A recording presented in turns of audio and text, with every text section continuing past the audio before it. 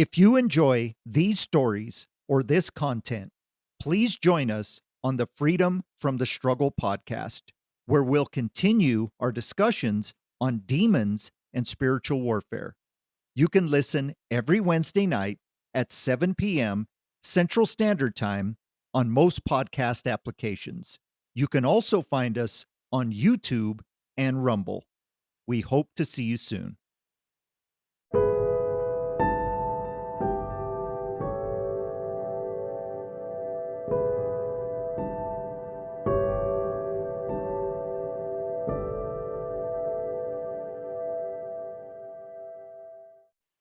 Chapter 4: The History. As a psychologist and a minister, Anthony knew how to talk to people, especially getting people to share the intimate details of their lives. Still, no amount of psychological or theological training prepares a person to talk to a family about the demonic. In this case, getting this family to share openly would be a chore. After Jerry's feeble little prayer, the demon had become angry. Nathan had suffered the wrath. Anthony knew he had to break the tension, so he did the only thing he knew to do. He told the truth. "Pamela," he said, "I am humbly sorry for what happened earlier. Jerry is a pompous idiot, and he is useless in a situation like this. I should have spoken up sooner, but I was trying to be professional. I cannot say I'm sorry enough. I hoped you would have some reprieve. I was wrong. Please forgive me. I believe you are in danger." Pamela and the children sat in silence. Anthony continued, "I saw some things earlier that led me to believe we need to get to the bottom of this. It is obvious to me that this haunting has progressed to a place of life or death severity. We have to act quickly and decisively." The family still did not respond. Anthony pushed. "Listen, I know that you are not sure you can trust me, especially after our earlier waste of your time. I don't blame you, but I know I can help you. I have been dealing with stuff like this my whole life. They don't teach Protestant ministers how to deal with the demonic in most Bible colleges or seminaries. Jerry is simply ignorant." Pamela interrupted. "Demonic?" Anthony knew he had their attention. He honestly continued, "Let's be real here. We all know this is supernatural and evil. Nathan's scratches are classic demonic injuries. Besides, I have seen the demon here. It is evil, and it is after you. So yes, it is demonic." Still, the family did not speak, only staring at the floor. Finally, Nathan said, "He is right. We all know what this is. That is why we went to that church this morning." The family all nodded in agreement. Nathan asked one simple question: "Pastor, can you really help us?" The question was simple and very important. "Yes, I can," was his response. "I am going to need your help. I need someone to give me the full history of how we got here. I need a complete history. We have no time for half-truths or deception. I'm a big boy. I've heard it all, so do not hold back." Nathan looked at his mother as if to ask permission. She nodded. Nathan asked, "Where do you want me to start?" Anthony said, "At the beginning." He admired Nathan's strength. At the same time, he felt sorry for Nathan. These scratches were deep. The demon had attacked him for a reason. Fearlessly, Nathan began to unfold the family's secrets like a blanket. Nathan explained that his mother and father were high school sweethearts. Both were 18 and fresh into college when they discovered Pamela was pregnant. Jonathan Stout, Nathan's father, had grown up in a Christian home, and Pamela in a Catholic home. Both sets of parents were supportive, even though There was an underlying disappointment. Jonathan stayed in school while Pamela dropped out to prepare for motherhood. Jonathan worked nights and went to school in the day. He was a proud father when Nathan was born. The first couple of years were tough. Jonathan got several promotions even before he completed college. They got married, and things got better as the years went by. Nathan confirmed with Pamela that his storytelling was accurate.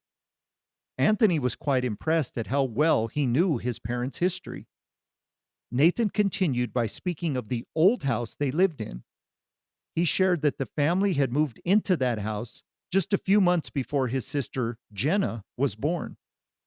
Anthony asked him to continue, but made a mental note about the sadness in Nathan's eyes as he spoke of Jonathan.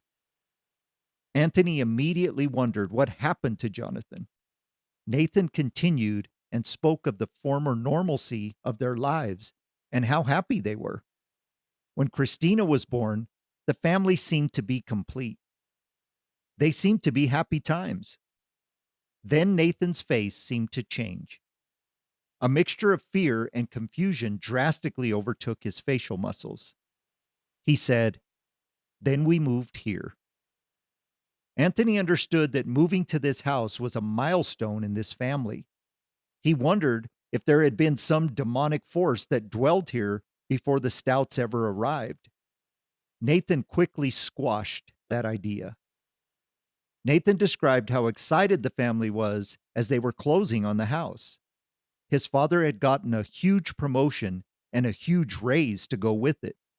This was their dream home. They had moved in approximately 16 months earlier.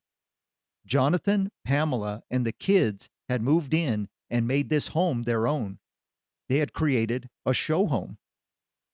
Nathan was speaking of what should have been a happy time, but he was not happy as he was speaking. Anthony interrupted, saying, "So, something happened when you moved into this house?" Nathan responded, "Yes, everyone changed. Not right away, but little by little, our family started to fall apart." Anthony instantly started to speculate as to what happened. More specifically, he wondered who had invited this entity into their lives. The pain on Nathan's face said he needed a break. Anthony turned to Pamela and asked her to pick up from there. Embarrassed, Pamela said, "First it was the knocking. Oh, and the growling that I heard in the kitchen." Anthony asked her to elaborate.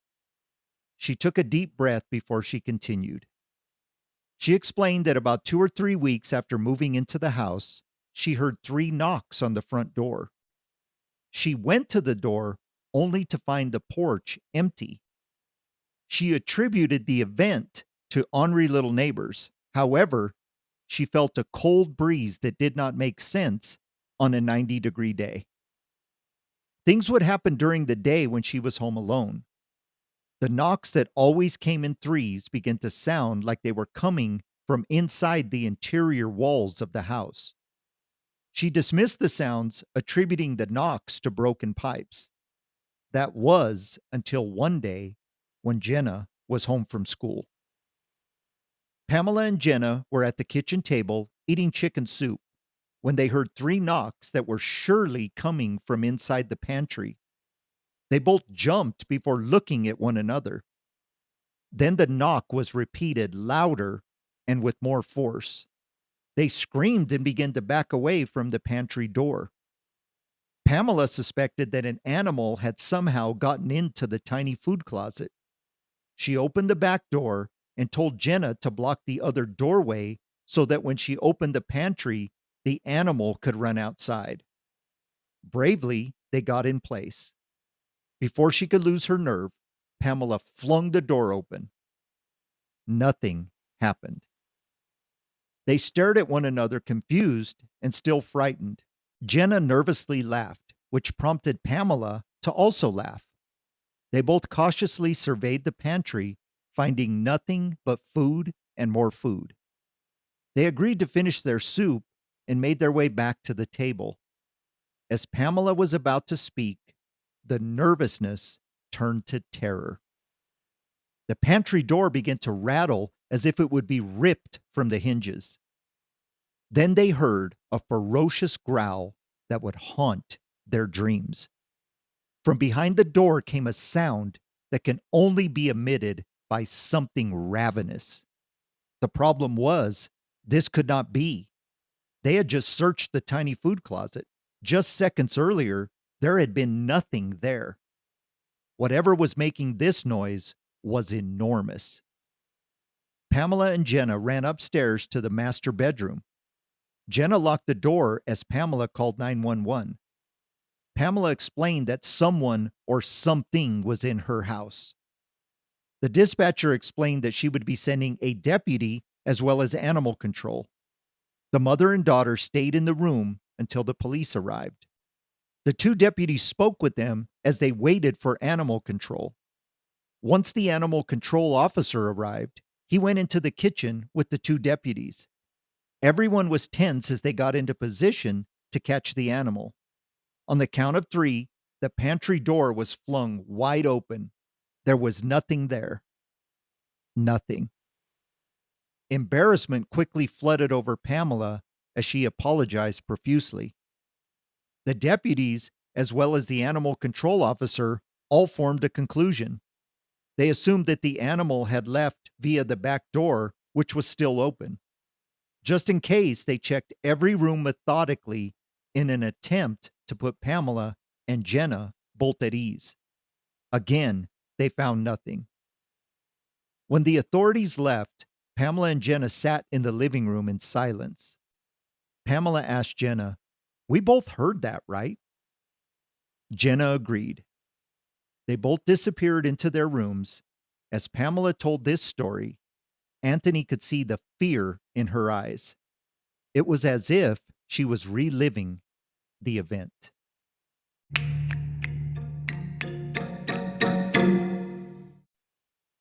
To distract her, Anthony asked her to describe the subsequent events. She continued by describing hearing voices at night coming from somewhere in the house. Of course, when she went to check the children's bedrooms, the children would be fast asleep. At first, she assumed it was the neighbors having a late night party on the patio.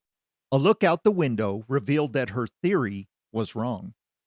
She went to sleep that first night trying to block out the voices. Over the next few weeks, the voices became more frequent. Anthony asked her if she was able to distinguish what the voices were saying. She explained that most of the time, the voices sounded angry, as if someone was fighting. She believed it might be 3 or 4 voices all communicating about something important. One night, she was awakened by a loud voice calling her name. She saw Jonathan sleeping, so she ran down the hall thinking it was one of the children. As she checked their bedrooms, she realized that none of the children ever call her by her first name.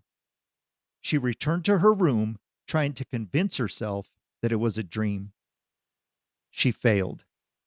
She woke Jonathan up, trying to explain her belief that something was wrong with the house. As he dismissed the growling from the pantry, he dismissed her theory and told her to go back to sleep. She was angry, but saw any argument as futile. She lay back in bed when suddenly they both heard a voice that spoke with authority. It said one word: "Mine." The next months became increasingly terrifying as objects would levitate throughout the house right in front of the family. Other times, objects would simply disappear altogether.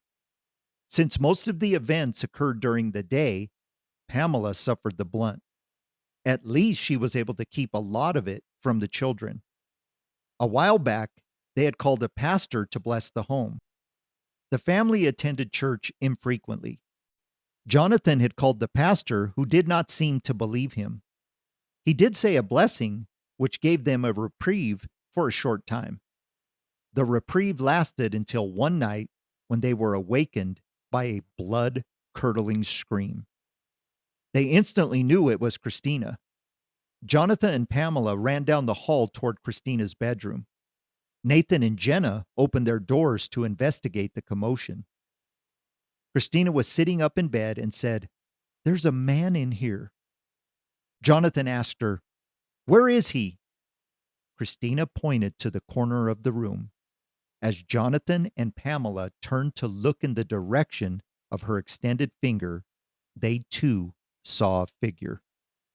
Because the moonlight was shining in through the window, they saw a figure standing over 8 feet tall, huddled in the corner. Its eyes blinked twice as it seemed nonchalant about being seen. Pamela let out a scream that could only come from a primal fear. The creature moved as if it were floating. It slowly passed between the parents and the bed as if to show itself. It then rapidly exited through the door and down the hall.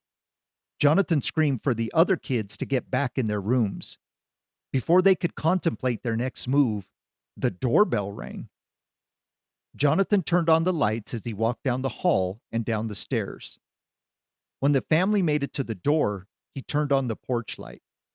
He opened the door to see several neighbors standing on the porch and in the front yard. Pamela's scream had obviously woken up the neighborhood. He saw contempt in their eyes until Pamela joined his side. One woman said, "We heard your scream, honey. Are you okay?" Pamela explained that her eyes were playing tricks on her and that she thought she had seen a ghost. This seemed to annoy most of the crowd, who began to disperse.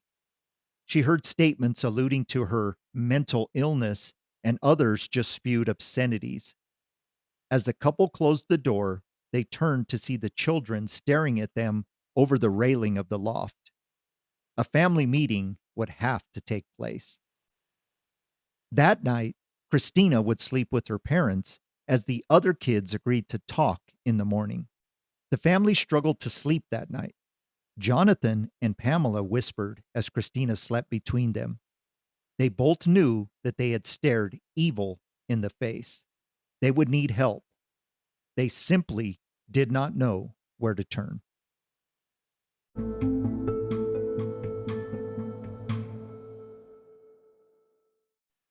Anthony was listening intently, but one question kept running through his mind. Who invited this thing in? He felt like he could not wait any longer. He just came out and said, "One thing I've learned over the years is that these things don't just show up without an invitation. Please don't think I'm blaming anyone. At this point, blame does not matter. Sometimes we invite them in by accident. Can any of you think of how this thing may have accidentally come into this family?" The family all made eye contact as if to confirm their part of the secrecy. Pastor Anthony spoke with authority. "I can't help you unless you tell me everything. I won't be mad. I'm not here to judge any of you. I'm a pastor and a therapist. You can't shock me." He could not have been more wrong. Like only a child could do, Christina spilled the beans. "My daddy likes to look at pornography, and mommy caught him trying to have sex with Jenna." Before Anthony could find words, Christina continued, "That is why he doesn't live here anymore. My mom was going to call the police, but she decided not to. I still love him, but I don't know if I'm supposed to." Anthony's heart broke. Pastor Anthony did not have hate in his heart for Jonathan like most would. He was angry at Satan. He had seen far too many families torn apart by sin. On the other hand, he was a mandatory reporter, and he would have to make a call to alert the authorities. He began to weep.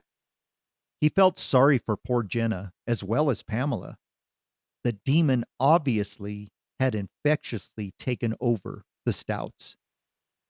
Before he could discuss his duty to warn, Pamela immediately became authoritative, saying, "If you say a word, we will deny it.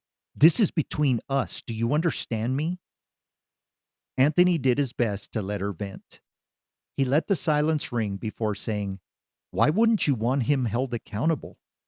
She said, "I have known this man my whole life. He would never do anything like this. I know there is something I am missing." Anthony again sat silent, trying to gather his thoughts.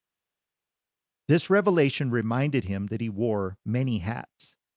He had arrived wearing his exorcist hat. Now he may have to put on his therapist hat. The dilemma definitely clouded his judgment. He would have to tread lightly. Tears began to fall on the faces of the family. A few minutes earlier, he had asked them to be honest.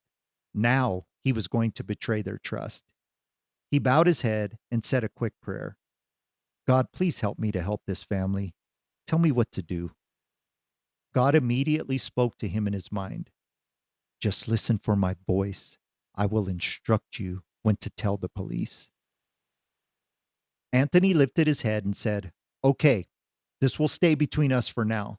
You just have to promise me that you will keep him separated from the kids until we rid your family of this demon.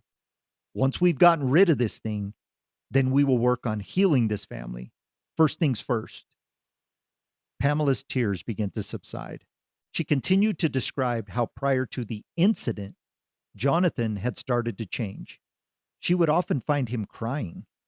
He would voice his shame that he could not help his own family. Pamela stated that this gave her mixed feelings.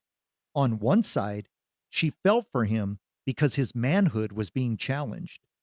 On the other, she was mad that he was giving up. Apparently, Jonathan had a recurring dream that the entity had killed his entire family.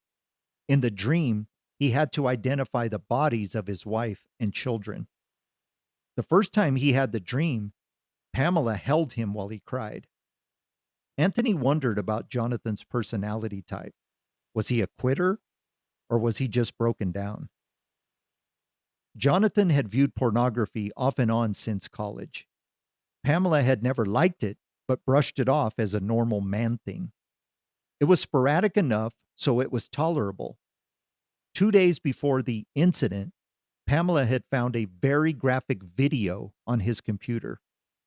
She clicked on the icon and could only watch for about 30 seconds before she became disgusted. When she confronted him, he adamantly denied that he loaded it on his computer. After she walked in on Jonathan and Jenna, she lost it. She began yelling and screaming so that the whole house could hear. She said, "You sick freak! Your sick perversion brought this evil into our home. I want you to leave. Fix your pornography problem, you pervert. Don't even try to contact the kids. I need time to think." Jonathan had apparently cried as he gathered his things. He did not say a word. He didn't even make eye contact as he walked out the door.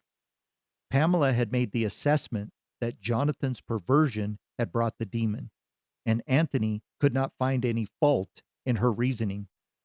He only wondered what else Jonathan may have done to invite this demon in and when it first attached to this family. Anthony's experience told him that most people don't ever know when these things begin. By the time a family notices that something is wrong, roots have already taken hold. At this point, Anthony had a preliminary idea of the source of this haunting. Now he needed to know what prompted this family to come to his church.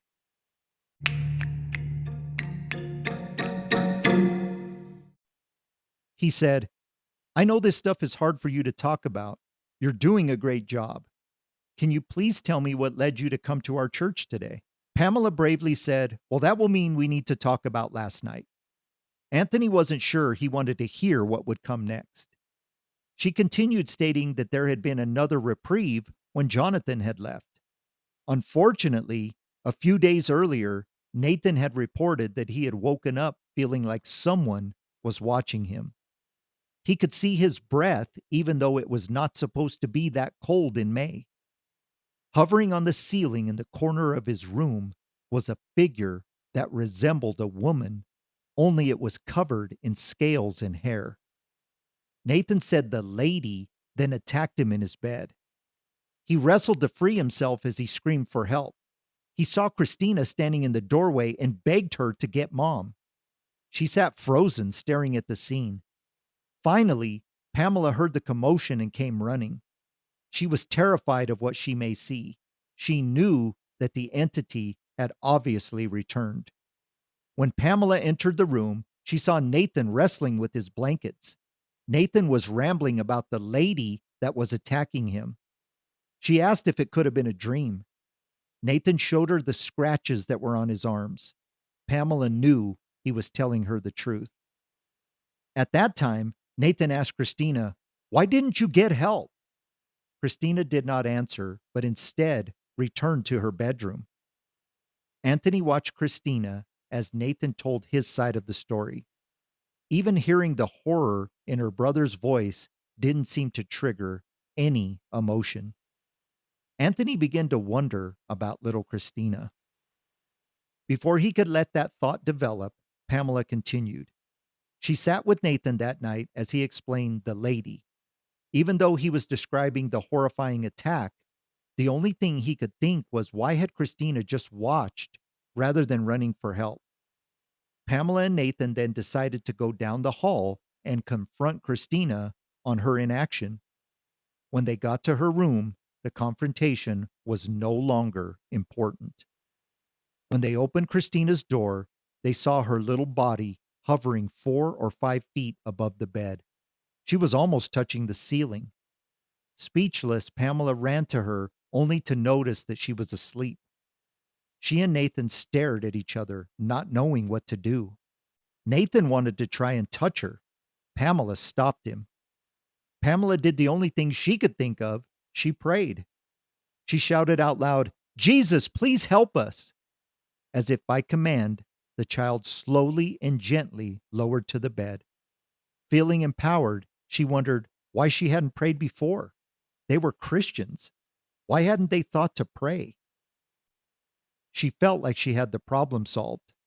Suddenly, she heard what sounded like a low rumble coming from deep inside the house. It sounded like 1,000 voices mumbling at the same time. It grew louder with each second. Soon it was so loud that the walls began to shake. Just as she put her hands up to her ears to cover them, she heard the same word she had heard before. Mine. Anthony's opinion of the details of this haunting began to take shape. Nathan became animated as he chimed in. "I love Christina, but she creeps me out. Tell the pastor about your imaginary friend." Christina yelled, "She's not imaginary, she's real." Jenna, who had been quiet, yelled at Nathan, "Leave her alone." Using his kindest voice, Anthony said, "Would you please tell me about your friend, Christina?" Christina seemed reluctant, so he pushed. "You can trust me, sweetheart." She said, "Her name is Yaza, and I met her when I came here." She went on to explain that she first met her when she was playing in the backyard. That night, Christina invited Yaza to her room for a tea party and to play house. Anthony asked her to explain what they did when they played house. Christina said, "We play up there in my tent." She pointed to the loft. Anthony immediately remembered the creature he had seen earlier in the evening. He knew he had come face to face with this so-called Yaza. He tried not to show it, but he shuddered inside. His theology also shuddered. Anthony was constantly wrestling with his own mind. On one hand, he had years of personal experience that had enlightened him. On the other hand, he had theologians and preachers in his mind that had also found a place in his thinking. He knew that he should never be too arrogant to stop listening to solid teaching. He also knew that many of his teachers had never actually encountered a demon. Right now, more than ever, his mind was spinning. Had it been Jonathan's perversion, or did little Christina invite this demon in? Would God allow a child to be a door? What about his own childhood? Unlike most pastors, Anthony didn't pretend to know everything. He always tried to be teachable, trying to make sense of the demonic. He was always trying to understand God's unexplainable timing when it comes to godly intervention in times of oppression or possession. Anthony looked at his watch, seeing that it was almost midnight. He said, "Was that what brought you to church?" Pamela said, "Well, there is one more thing." Then she began to tell a story that was obviously disturbing. Her hands trembled as she explained the events that caused this struggling family to try church one more time. She proceeded to tell of how the family had gone out to eat. They had enjoyed a nice meal and had returned home just after dark. The family was laughing for the first time in a long time. They even commented on how this night was much needed. They tried to keep their smiles as they pulled into the driveway. Pamela commented, "We need to do this more often." When they got out of the car, a neighbor asked, "Did Jonathan come back home?"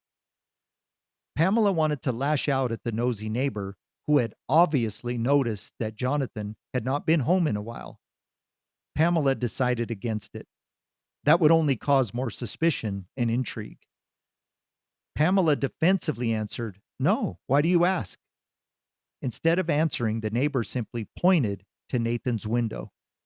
There stood Jonathan, staring at them from up above. Pamela raged in a way that she never had. Telling the kids to wait in the driveway, she stomped inside. She screamed, "Jonathan!" as she made her way up the staircase. She got to the top of the stairs and turned right into Nathan's room. She stopped in her tracks when she found the room empty. She opened the closet and even looked under the bed. No Jonathan. She then went through each room, but there was no one in the house. She imagined that he went out the back door. Her heart wrenched because deep down inside, she knew there was no way he could have made it down the stairs and out the back door without catching him en route. She made the decision to call him. As she pulled the phone out of her pocket, she remembered that she had an app that allowed her to track the location of the members of her family. She opened the app, assuming she would find Jonathan in the area. The app did not ease her confusion. He was stationary at his mother's house.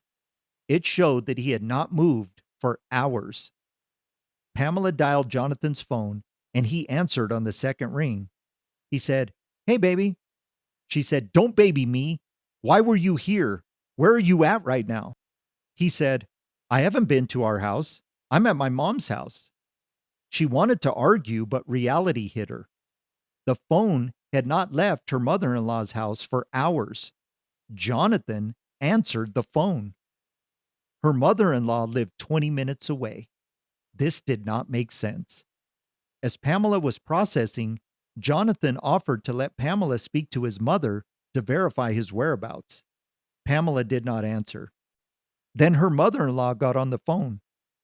As Pamela listened, she went out to the driveway to get the kids. As Jonathan's mother was talking, the kids all seemed nervous. Jenna said, "What did Dad say?" Pamela replied, "He's not in there."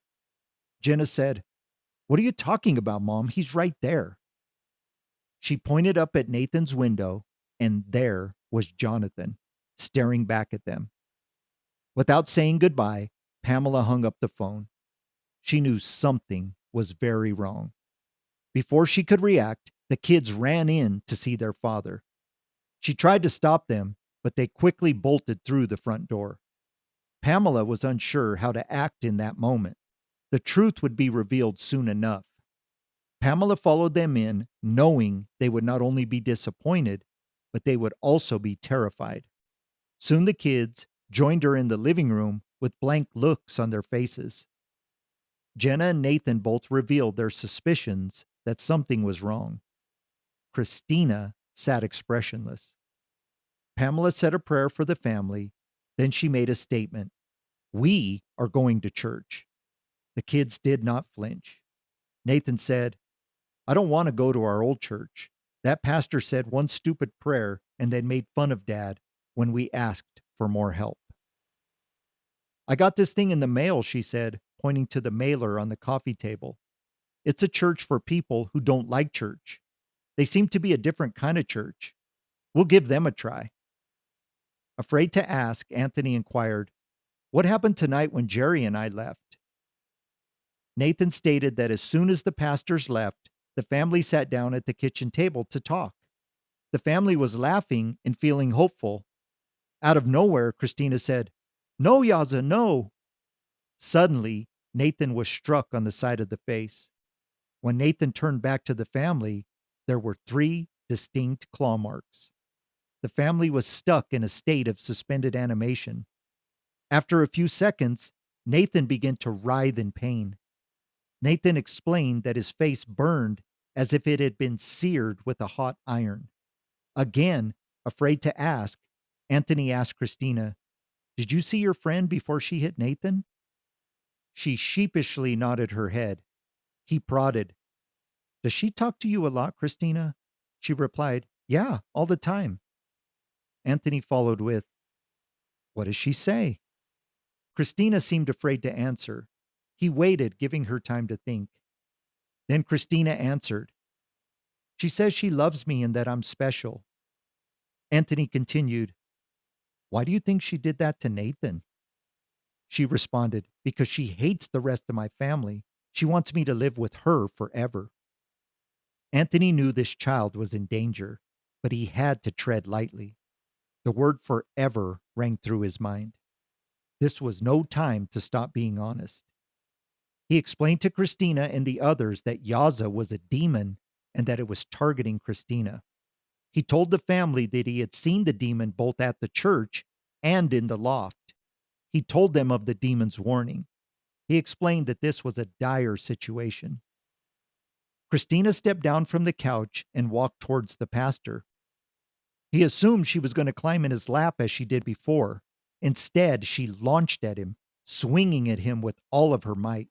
She had a terrifying look of hate in her eyes. Pamela grabbed the child and quickly subdued her. Anthony asked calmly, even though his heart was beating out of his chest, "Why did you do that?"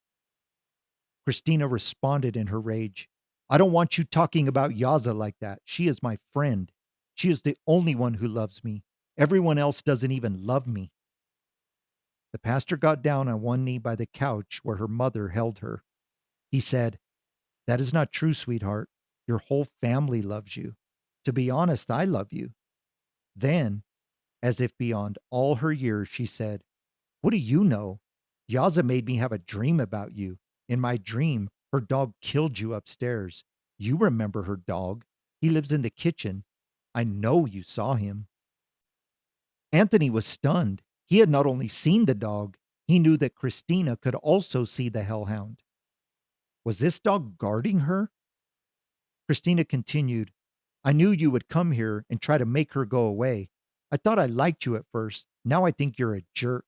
She won't ever go away. You are her enemy." The pastor knew that the demon had deep roots in this family, especially Christina. Then the little girl took it a step further. She said, "Nathan was making fun of her too. That is why she attacked him in his room. That's what he gets for making fun of my friend." Light bulbs went on in everyone's mind. The pastor got very serious as he looked closely at Christina. He ordered, "The next time you see Yaza, I want you to give her a message. Tell her I know what she is. I know she is a liar, and I don't like her lying to my new friend Christina. Tell her that you are a child of God, and I'm going to send her away to a horrible place to wait for judgment. Can you remember all of that?" Christina nodded, but this was obviously too much for a 7-year-old to comprehend. He was obviously speaking to the demon who he knew could hear him. He was firmly drawing a battle line. He knew he was in for the fight of his life.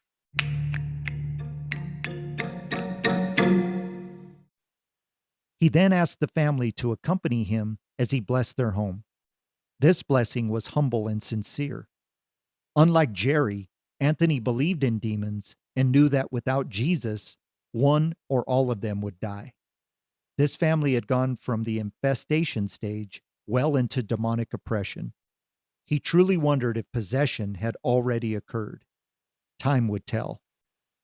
The family followed him as he prayed a prayer of protection over each room and each family member.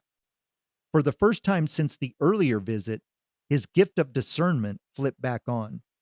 He was actively scanning the house. The demon had faded for now. There was, however, no doubt that Yaza would return. He told the family to stay close together and he would return the following evening. He told Pamela to get the kids to school even if they were tired. Nathan was to make up a story about the scratches on his face. Pamela was to avoid being alone until the kids returned from school. He would show up about 6 o'clock in the evening with a couple of colleagues. Pamela agreed. As they congregated at the front door, Anthony got back on one knee and stared into Christina's eyes. He said, "Christina, I love you. Your family loves you, and Jesus loves you. Yaza is a demon who has been lying to you. She is not your friend. You are special like me. We can see things that other people can't. When I was your age, there was something living in my house too. I sent it away, just like I'm going to send Yaza away. Not because I am strong, but because Jesus is strong. His Holy Spirit is going to help us. We're going to bring some happiness back to your family. Is that okay?" As she stared at him, he saw her anger release. She squeezed him tight around the neck and said, "I don't want you to die." Anthony replied, "Jesus will protect us. We have to trust him." She let go and gave him a kiss on the cheek. He smiled, stood up, and bid the family good night. He sat in the truck for several minutes before driving away. He didn't want to leave them, but he had to prepare for battle. He would assemble his team and return at 6 o'clock in the evening. For now, he would rest. He had driven out several demons in his life. This was something different.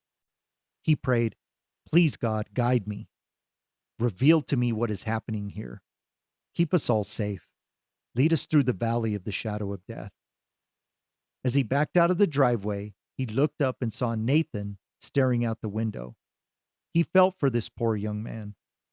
He wept for the family as he drove slowly and methodically, expecting an attack that never came. It was 1:15 when he lay down on his pillow. Sarah sat up and said, "Are you okay?" He said, "I'm not sure." She replied, "You're scared. I have never seen you scared like this." He told her the story, and she understood.